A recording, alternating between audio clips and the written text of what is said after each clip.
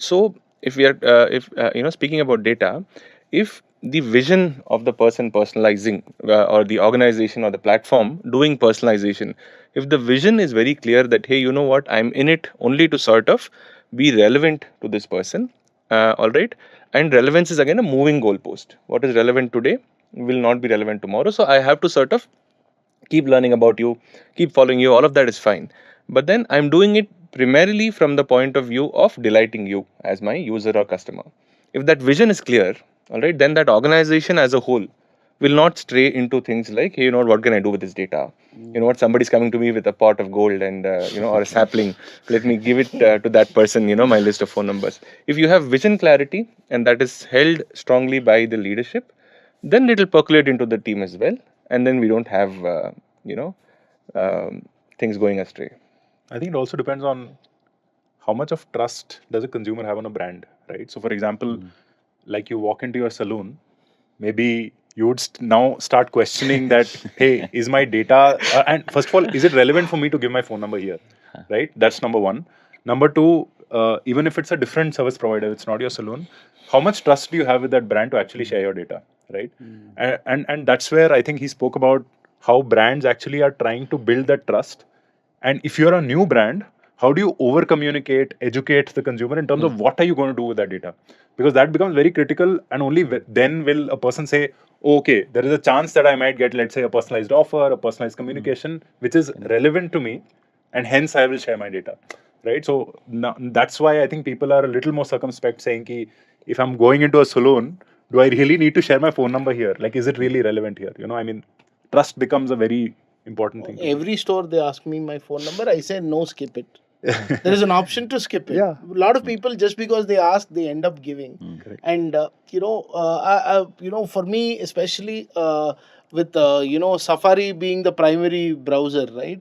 I don't get these cookie based ads anymore, and people are paying so they don't see any ads, whether it is personalized or not. So now you will have to be more. You want the user to get an interest in your offering, and then subscribe himself, and then come on your platform or get your newsletter or something, and then do it from there. So But again, if you'd see, specifically in terms of recommendations, CRM and others, at the end of the day, love it or hate it, most of the loyalty programs actually have their unique identifier as a mobile number. So if you want to actually get in personalized recommendation, Right. so by default, your mobile number is something which gets captured as a part of the business practice, so that by default you will get in recommendation, and mobile is now the best medium to share in relevant offers at the relevant time. So by default, mobile number at the end of the day is slowly and gradually becoming the next unique identifier for an individual. through that, I'll just give an example in my field how I'm sometimes I'm pushed actually to violate privacy of so people. So I'm a placement officer, right? So I have hundreds of HR contacts with me since 8 years. So there are media houses that rank colleges all over India for placements. Everyone is aware of that. So whenever we have to apply to any media house, this is the non-government ones. There are many private players who rank. The first thing they ask us is the entire data. They want the company name is okay. Okay, Accenture, I just have to list their company names. But they want to know the HR man, the manager there, his phone number, his email ID. That's where I have had a lot of quarrels on this with people who ask me, because I feel that it's not ethical on my part to share my HR contacts, phone numbers especially, with a third party media house. Why do you want it? So they say, no, we have to rank you all, so we need it. Okay, so sometimes with a lot of pushing, I sometimes agree, at least for the email ID, because I say, okay, that's not that intrusive perhaps. But some say no, unless the phone number is given, you're not considered only in this ranking space. So I'm saying this is how data of people get captured by someone whom they were not interested in, right? So suppose I have his number, let's say, and we are exchanging students for internships or placement, and some media house is asking me, and if I give his number, so I have basically violated his privacy. So this is how it happens actually. which I'm also not sure what is the solution, but this is how it is. You're saying who you should be careful who you give your number to, not just the companies, to the people you're related. Because I think certain apps, especially the fintech, ask access for contacts. Yes. So there is the shady lending companies, right? Definitely. So once you share the contacts, not just in fintech, even if you play games, right? If you share your contacts, you get certain credits for the game you play, for the app you use, for whatever that is. In certain places, they give you some money or credit coins so that you can, trade it off for monetary value when you share your contact books. So who your number is with is also going to be a very big Massive. ploy. This thing. But Gautam, actually, one thing on the fintech part, right?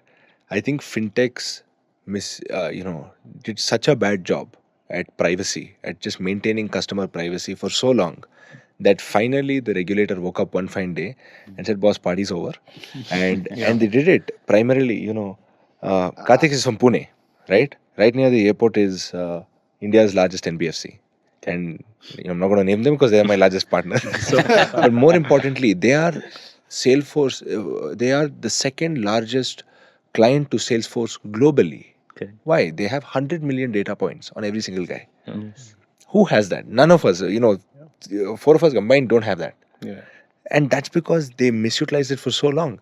And now, because you as a customer, as a potential customer, has that kind of mindset that fintech has a tendency to violate my privacy, that the trust has been lost with client, trust has been lost with regulator. So now what's happened is every single fintech, irrespective of size, I can guarantee that to you, irrespective of size, all the way to the NBFCs, insurance houses and banks, is audited twice to thrice a year by the regulator, and insanely heavy audits. And that's where they have RBI coming in. RBI deputes it to PwC, KPMG and the likes, and they come into your house and they stay there for a good 3 months, taking out every single thing you can imagine, right? So now we're actually so scared. Fintech is terrified of data. I can tell you, at least in our own office, how we look at data is, boss, what is required to ship this product out, right?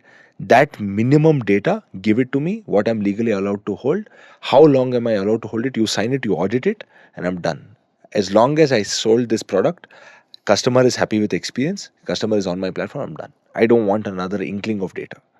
And that's where fintechs have really come to today. It's insane. It should be a nightmare. Yeah. You wake up in the morning and then there is some notification and then you have to